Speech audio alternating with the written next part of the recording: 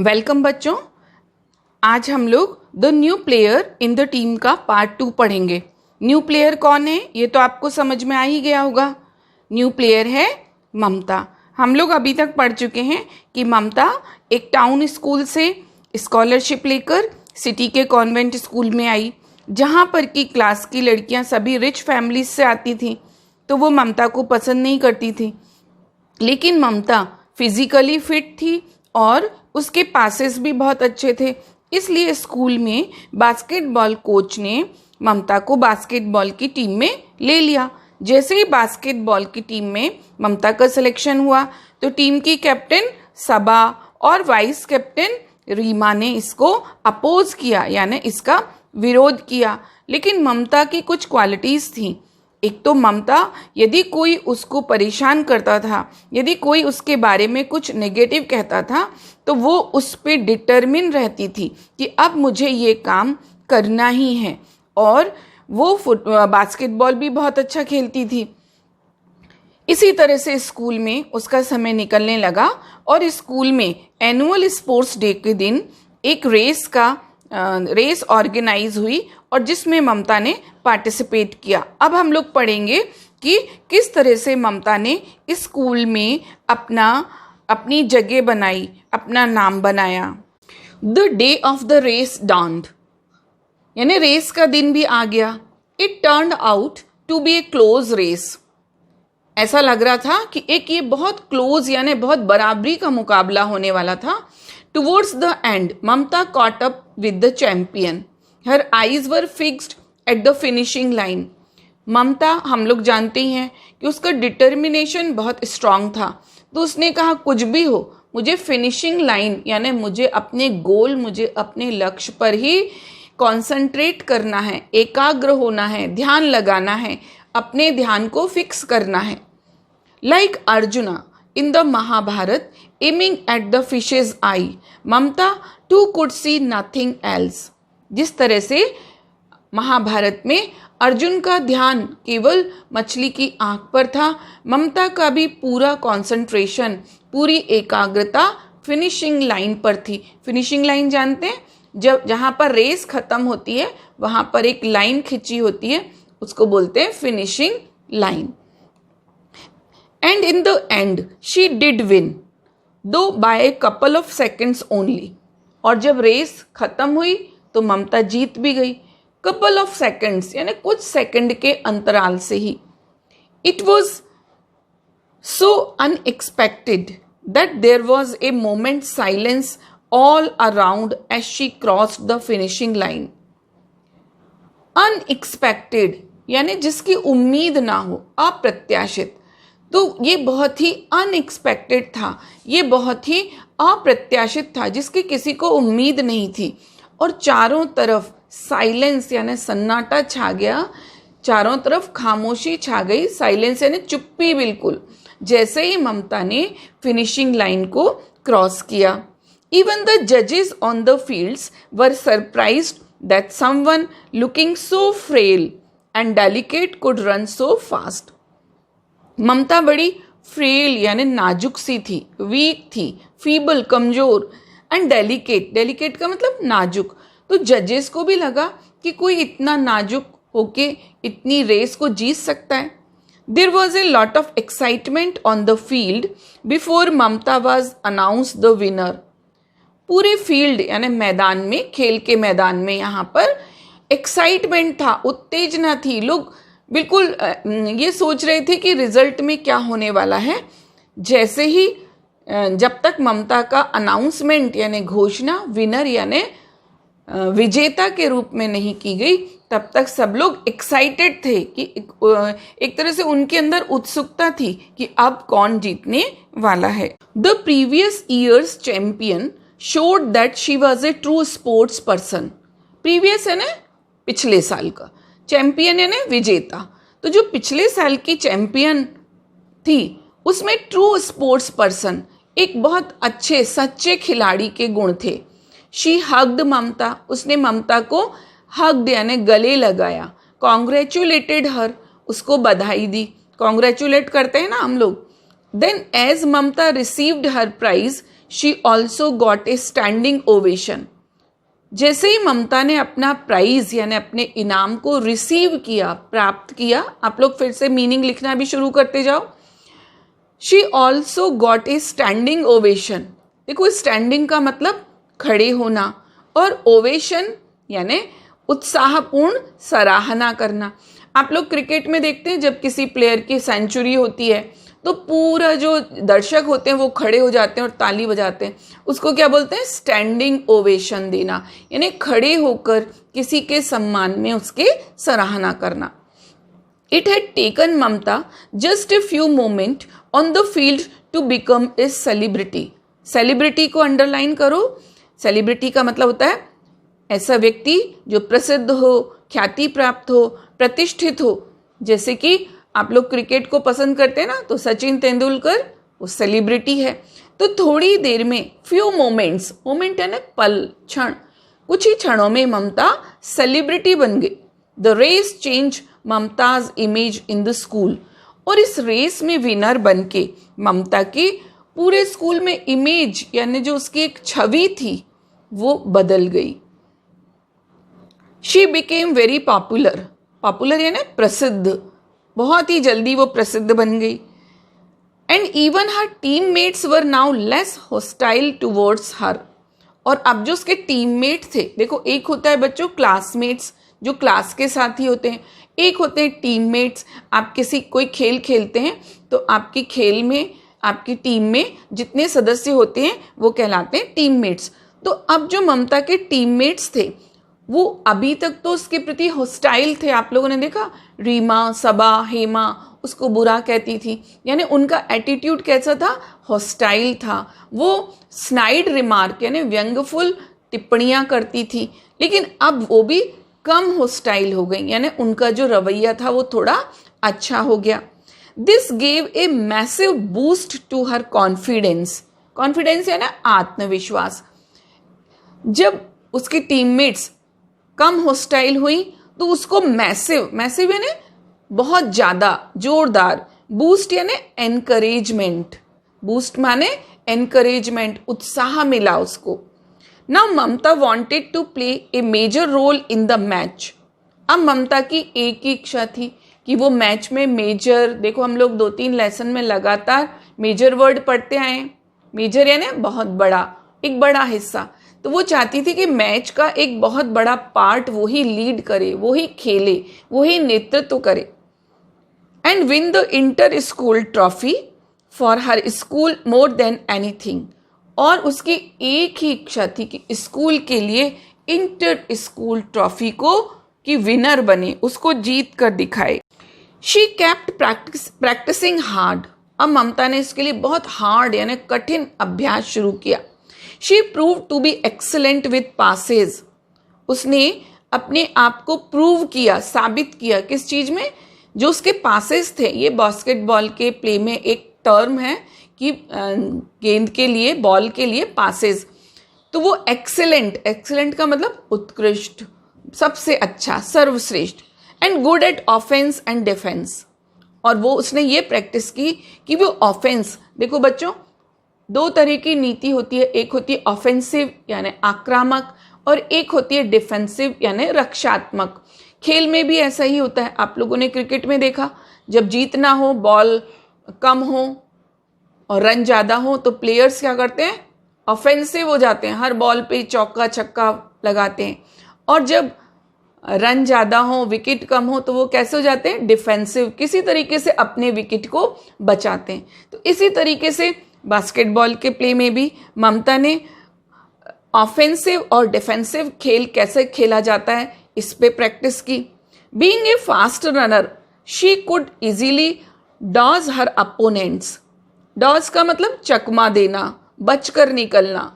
हम लोग पहले ही जानते हैं कि ममता बहुत तेज दौड़ती थी, तो वो अपने अपोनेंट यानी अपने विरोधी कौन थे यहाँ पे? जो अपोजिट टीम थी, उनके खिलाड़ियों को चकमा देकर डॉज करके आगे निकल जाती थी। And it sometimes looked as if she was flying with the ball. और कभी कभी तो ऐसा लगता था कि वो बॉल की स्पीड से शी वॉज नॉट रनिंग, वो दौड़ नहीं रही थी, ऐसा लग रहा था कि शी वॉज फ्लाइंग, वो उड़ने लगती थी। Before any one could catch up with her, इसके पहले कि कोई उसकी बॉल को पकड़ ले वो उड़ती हुई निकल जाती थी। She would have reached the basket, आप लोग ये चित्र में देख रहे हैं ना, ऊपर एक बास्केट बनी हुई है, इसमें बॉल डालनी पड़ती और वो इस तरह से उड़ती हुई का मतलब तेज निकलती हुई चलती हुई बास्केट के पास में पहुंच जाती। And her shots too were perfect most of the time, और जो उसके शॉट्स होते थे यानी जो वो बॉल फेंकती थी तो ज़्यादातर समय वो बॉल बास्केट में ही जाती थी। Finally the inter school basketball competition started. आखिरकार, फाइनली है ना आखिरकार, ultimately inter school basketball competition शुरू हो गया। In all 10 teams were participating in the competition. Total 10 teams थी, 10 टीम्स थी। पार्टिसिपेट करना यानी भाग लेना, सहभागिता करना। इस कंपटीशन में कितनी टीम्स पार्टिसिपेट कर रही थी? 10 teams. Mumtaz school had never before even reach the semifinals. इसके पहले ममता का स्कूल कभी सेमीफाइनल में भी नहीं पहुंचा। सेमीफाइनल आप लोग सब जानते हैं, क्रिकेट को बहुत देखते हैं या और भी कोई गेम देखते हैं, तो फाइनल के पहले का जो इवेंट होता है, कंपटीशन होता है, वो कहलाता है semifinal. So this year the girls were desperate to win. Desperate का मतलब होता है बहुत तीव्र इच्छा होना, बहुत ही ज़्यादा किसी चीज़ की इच्छा करना। तो अब लड़कियों की यही इच्छा थी कि किसी भी तरीके से उनको ये ट्रॉफी जीतना है। Their team went up to the finals. Mamata की टीम फाइनल में पहुंच गई। Mamata had a big role in the team reaching the finals. Mamata का अपनी टीम को फाइनल में पहुंचाने में बहुत बड़ा रोल था। रोल यानी यहाँ पर पार्ट था, हिस्सा था। Her shots never missed and being 5 feet 6 inches tall. Mamata के शॉट कभी मिस नहीं होते थे, खाली नहीं जाते थे, यानी बॉल सीधी बास्केट में ही गिरती थी। और ममता की हाइट कितनी थी? 5 feet 6 inches, यानी 5 फीट और 6 inch. She could easily pass the ball to whoever she wish to. इतनी हाइट के कारण वो जिस चाहे को बॉल दे सकती थी। And grab it easily when it meant for someone else. Grab करने ने पकड़ना, और वो इजीली पकड़ भी लेती थी। With every game they won. Her teammates respected her for more than before. Her game वो लोग जीतते जा रहे थे। कौन? ममता की टीम। अब ममता की टीम के जो टीममेट्स थे अब उसका बहुत रिस्पेक्ट करने लगे, उसको बहुत इज्जत देने लगे। Without her they could have found it very difficult to reach the finals.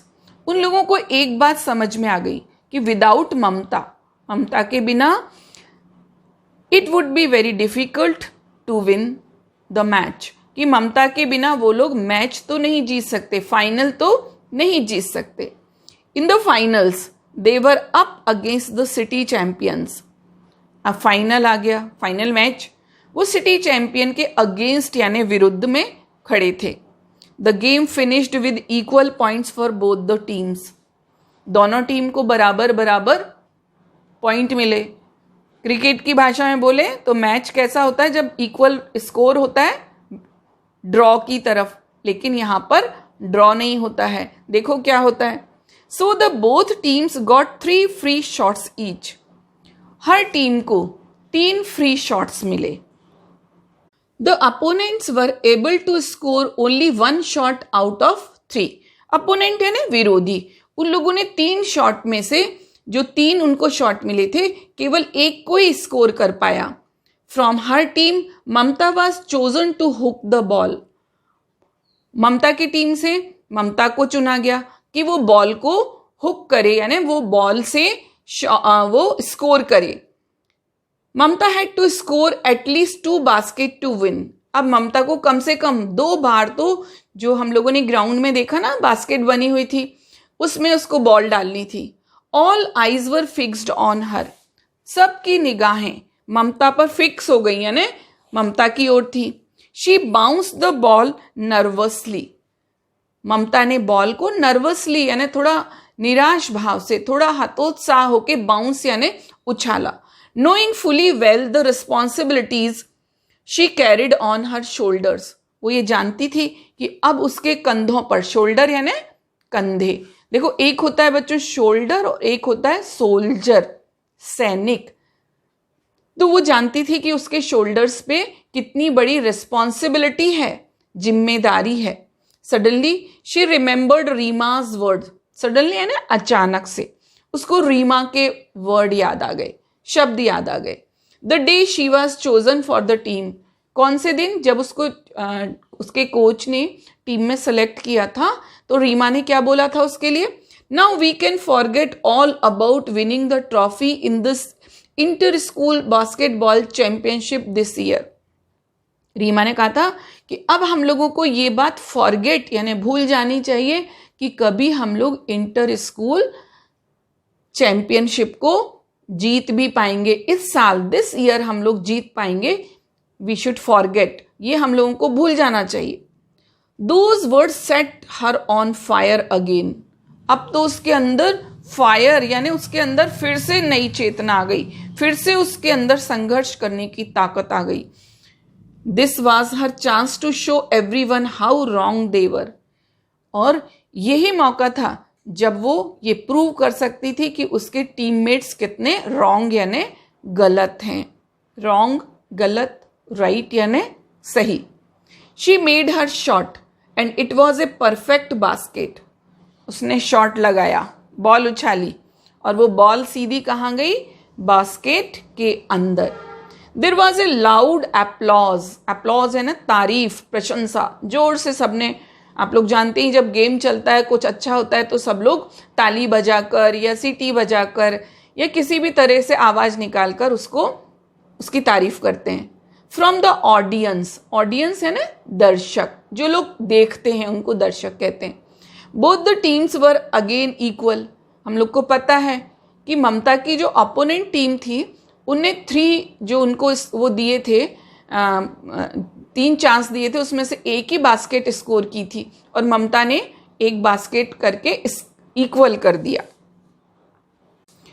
But could she do it again, अब उसको लग रहा था कि फिर से वो एक और बास्केट स्कोर कर पाएगी।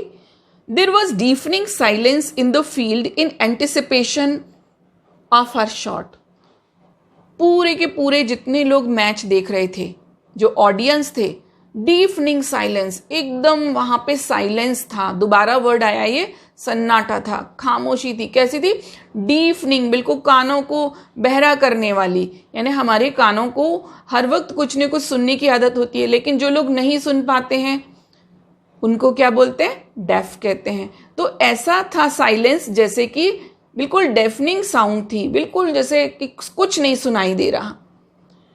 It was as if no one even dare to breathe, ऐसा लग रहा था कि कोई सांस भी लेने की हिम्मत नहीं कर पा रहा है, यानी सब लोग देख रहे थे कि अब क्या होने वाला है।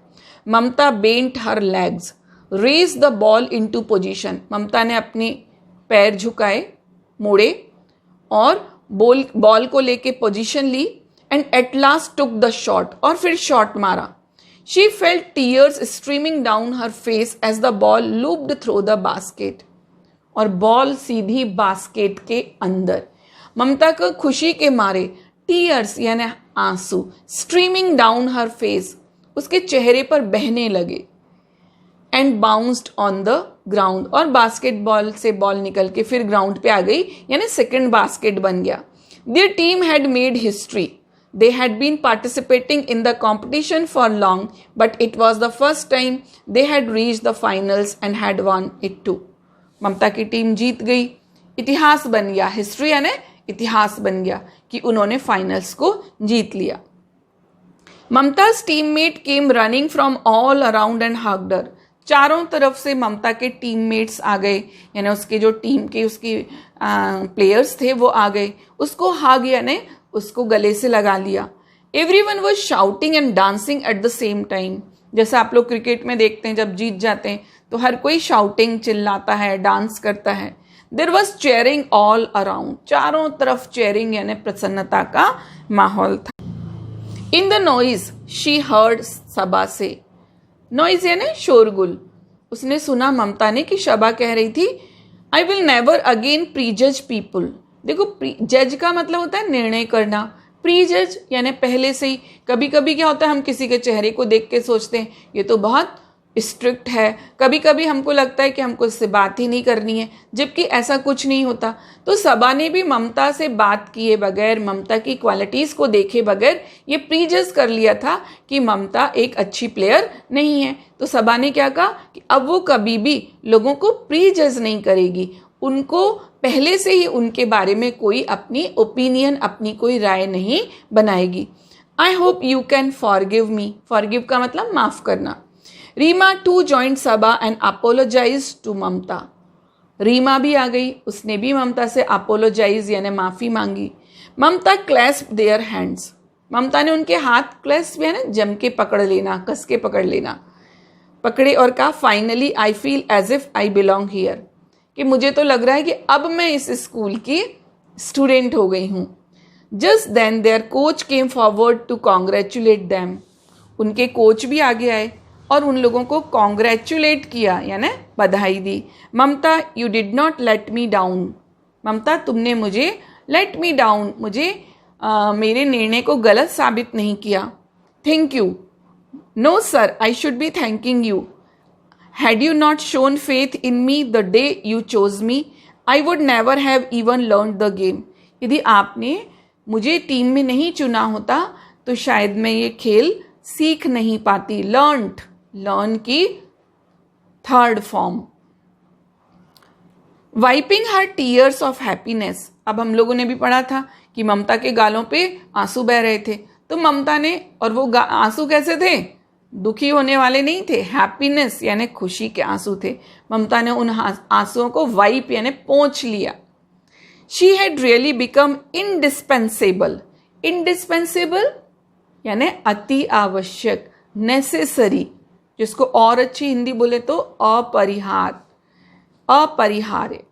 तो ममता अपनी टीम के लिए कैसे बन गई, नेसेसिटी बन गई, आवश्यकता बन गई, बिल्कुल कंपल्सरी उसका टीम में होना। All because of her determination and hard work, और ये सब कैसे पॉसिबल हुआ, ये ममता के डिटर्मिनेशन, अगेन ये सेकंड लेसन में भी पढ़ा था हमने, थर्ड लेसन में भी पढ़ा था ये वर्ड, और ये इस लेसन में भी आ गया। डिटर्मिनेशन यानी दृढ़ निश्चय, और हार्ड वर्क यानी कठिन परिश्रम से।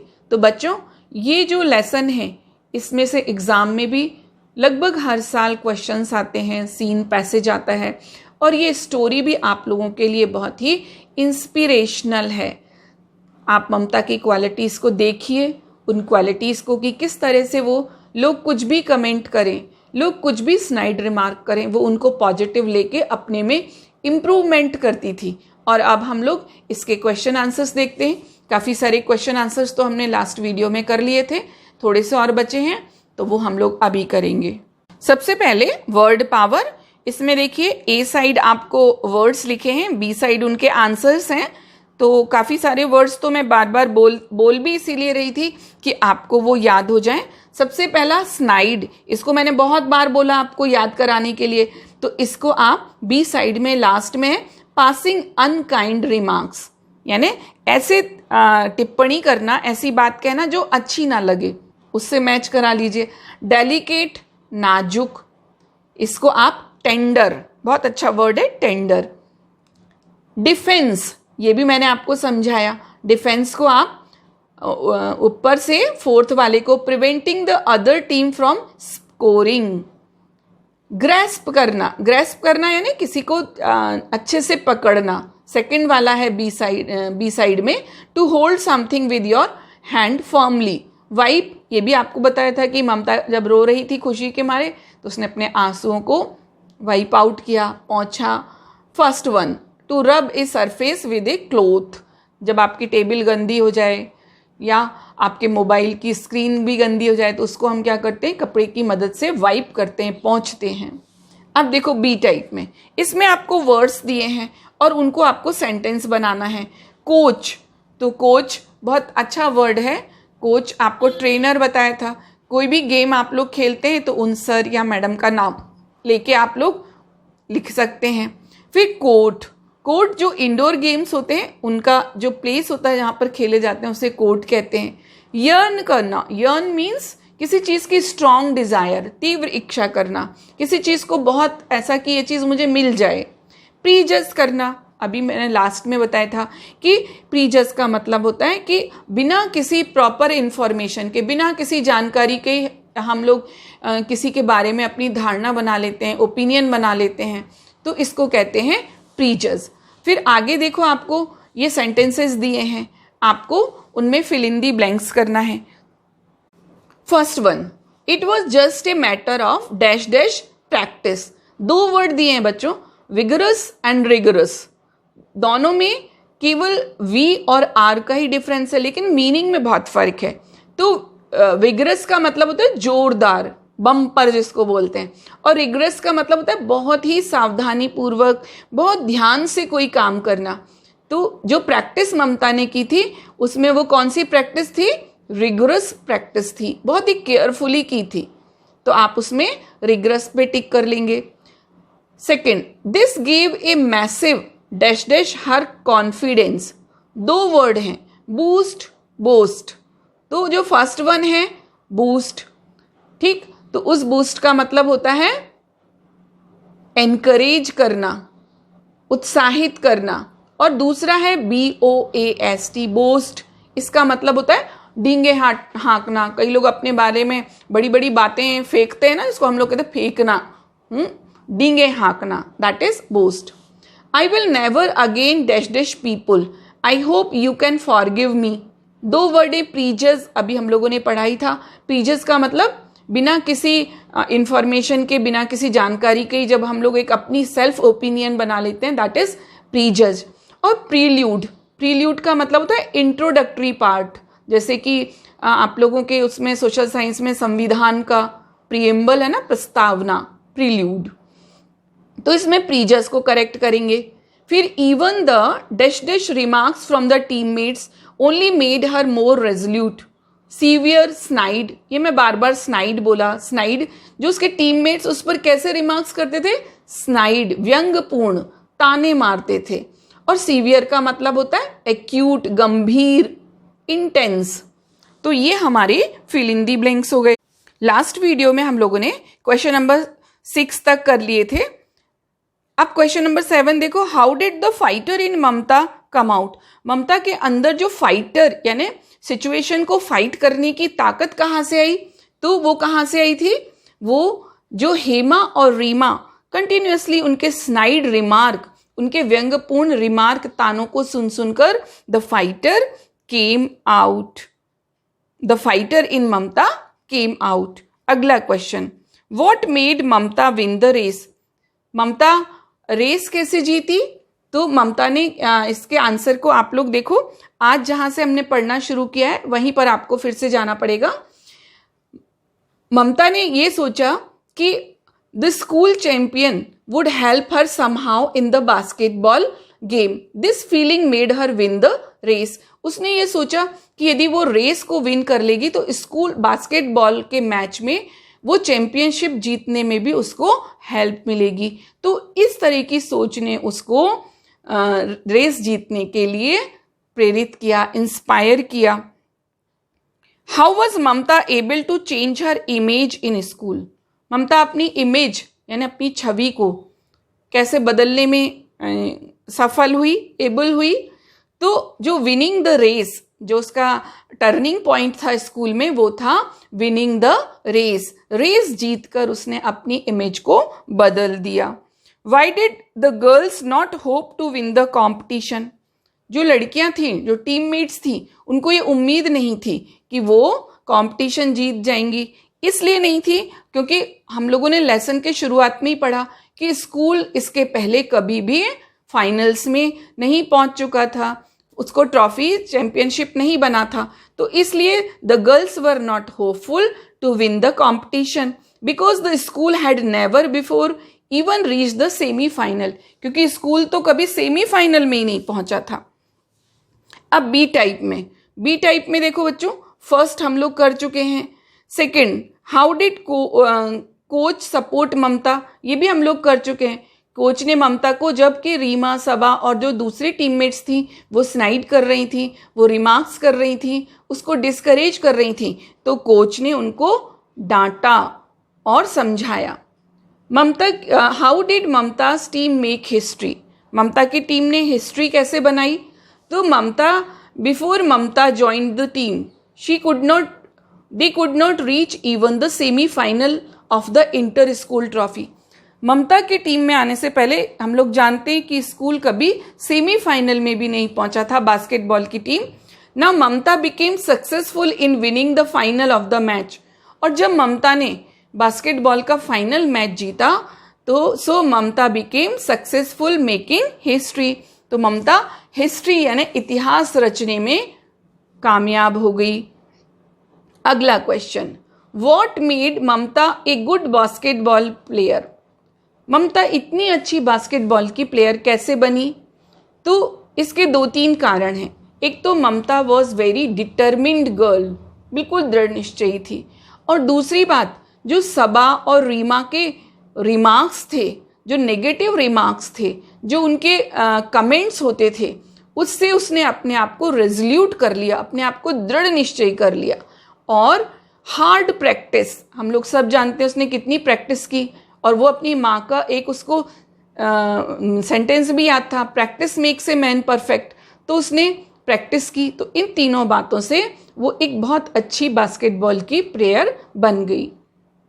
Question number 5, if you had been coach how would you have treated Mamata? यदि आप ममता के कोच होते तो कैसा व्यवहार करते? नेचुरली जैसा ममता के कोच ने किया हम भी वैसा ही करते, same as, in the same manner as the coach had done. What were the qualities that helped Mamtaz become indispensable for the team? Indispensable है ना, कंपल्सरी, अनिवार्य, कि ममता तो टीम में रहेगी ही। ये किन गुणों ने साबित किया? तो ये हम लोग जानते हैं कि जो ममता का हार्ड वर्क था, she was a good fighter थी, और वो हर रिमार्क से डिस्करेज नहीं होती थी, उस रिमार्क से वो और ज़्यादा स्ट्रांग हो जाती थी अपने गोल को हासिल करने में। तो बच्चों ये लेसन 6 हमारा कंप्लीट हो गया।